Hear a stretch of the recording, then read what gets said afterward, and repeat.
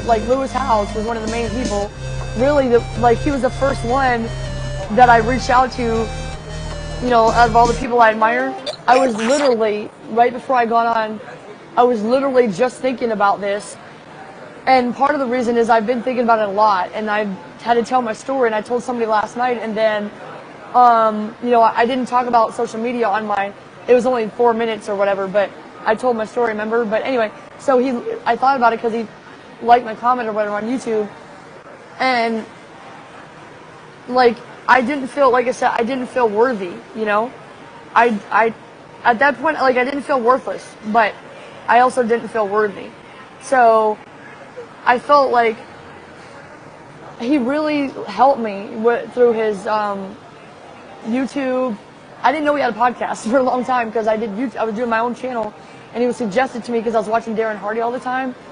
And so I watched him for like maybe a year, and when his book School of Greatness came out, I was like, oh my God, this dude is amazing. So I had to, like, I never even commented on his channel or nothing, but then eventually I started commenting, and then, so I was like, I don't know if it's him, it could be his team or something.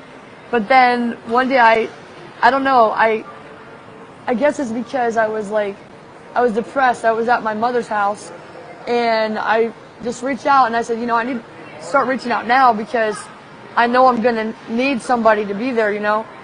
And he was like, he was like, I really appreciate you. And I still, to this day, I don't really, like, most people don't appreciate me, so I just stay around the people who do, like you and my friend Paul Theaters. Most people don't appreciate me because I'm amazing. I know that, you know. But most people, and everybody's amazing, everybody's great, but they don't act like it. So you can't tell they're amazing by the way they treat people, the way they treat themselves, you know. But he was good to me, and so mainly because of him is one of the main reasons I didn't kill myself. And you know, so I just started reaching out to other people, and they started talking to me too. And social media saved my life, my phone, because if I didn't have my phone, like when I was staying with that, when I was in that abuse, when I lost my home, I was always on Facebook. I started making videos and stuff before I ever did YouTube, and I started making these stupid Facebook things, and everybody liked them. And I was just having fun trying to, you know, like I said, keep from killing myself. And people liked it. And then, you know what I'm saying? So it was like people were commenting, I was commenting back, and it was like a little community on Facebook, and people were messaging me, and it kind of became overwhelming though. But then I go to YouTube, and nobody comes over there until now. You know, it took 4 years to get where I'm at, but I owe, like I said, I owe my life to Lewis. And I thank God, look, because of him, I met you. I met that amazing woman last night because of Gary. I'm so thankful to be alive, that I can walk again.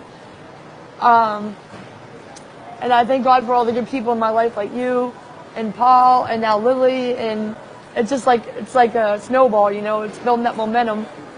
And I just wanted to be better at sharing my story, you know, so I could, because, you know, if you're going to be a TED, you know, speaking at TED Talks, you got to be able to tell it a good story, you know.